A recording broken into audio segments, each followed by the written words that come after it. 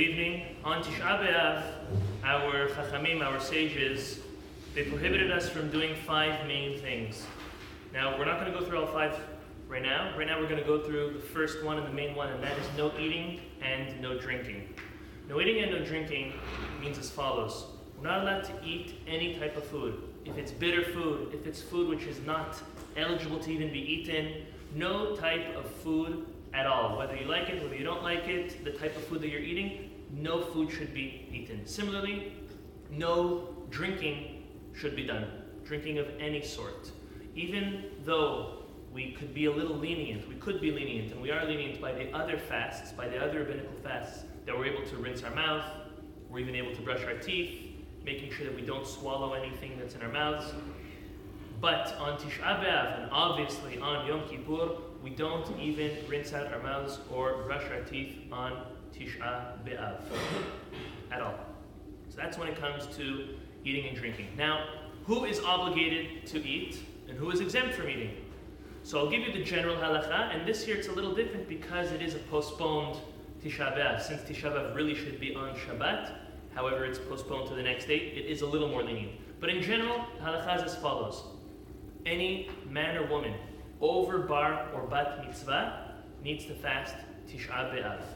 Prior to that, it's up for debate. Meaning, any child before 9 years old, they have nothing to do with fasting for Tisha B'Av. They're too young, they're too small for that. From 9 years old and on, until they're bar or bat mitzvah, it's proper for, as parents, to encourage them to fast whatever they can, a little bit. Because they're getting to the age of chinuch, for us to prepare them for the bar and bat mitzvah, so they should fast a little bit. Whether it's miss one meal, miss one thing, skip, do half the day, every kid, depending on their strength and their age, can do differently. However, when a child becomes bar or bat mitzvah, they're not considered an adult and they need to fast. That's when it comes to children.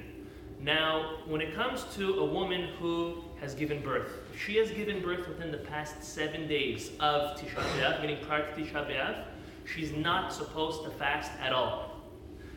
Anytime between 7 days and 30 days of her giving birth, if Tisha B'Av falls within then, she has a choice. She could fast if she wants to, and if she doesn't feel up to it, she does not need to fast.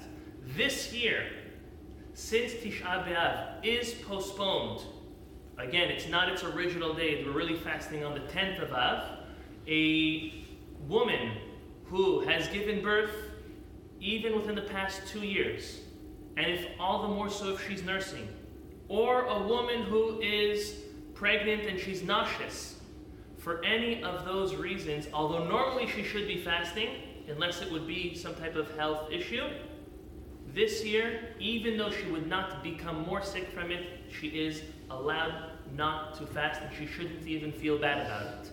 This is the way Chachamim instituted this fast. So a woman who is nursing, a woman who is pregnant, a woman who recently gave birth, even though it's over 30 days, lo aleinu, within 40 days of a woman who had a miscarriage, all of these individuals do not need to fast. Now, a sick person, of course, if it's a life-threatening sickness, they're allowed to eat and they have to eat and take medication. And even if it's not a life-threatening sickness, but if someone is sick this year on Tisha B'Av, even if it's not a major sickness, they are allowed to eat. Now, it's not a little headache, because everyone has a little headache when they fast. Talking, more than a little headache, but less than something extremely severe. And a good thing to do is make sure to eat, and especially here in South Florida, drink a lot of water prior to the fast in order to have the proper strength. In the event that an individual is going to eat on Tisha B'Av, they are to do Havdalah before they eat. This year, Havdalah is needed before eating.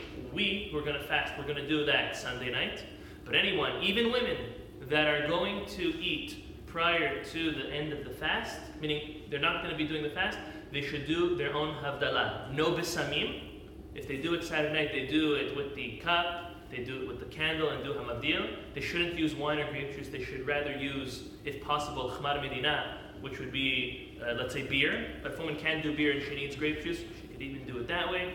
And and similarly, a man that's going to eat should also do Havdalah before they eat. If they do it in the morning, they do it without the candle. And children that are going to eat, even if they are under bar mitzvah or bat mitzvah, they do not need to do havdalah before they eat. Last halacha is, if a person is going to eat on Tisha B'Av, obviously it's not the day to have meat, for sure, or wine, or I'd go so far to say even ice cream. We're not talking for kids. Kids are kids.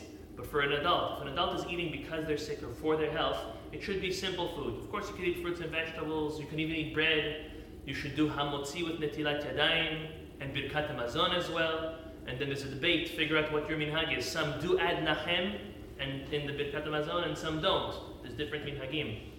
However, if a person needs to eat, they should be sure to eat. If they're in question, they're in doubt if they need to eat, please contact your LOR, your local Orthodox rabbi, and make sure you find out if you need to fast this fast or not. Give the strength to fast the fast successfully, yet at the same time feel our mourning and our pain that the Beit HaMikdash is not rebuilt. Amen. Amen.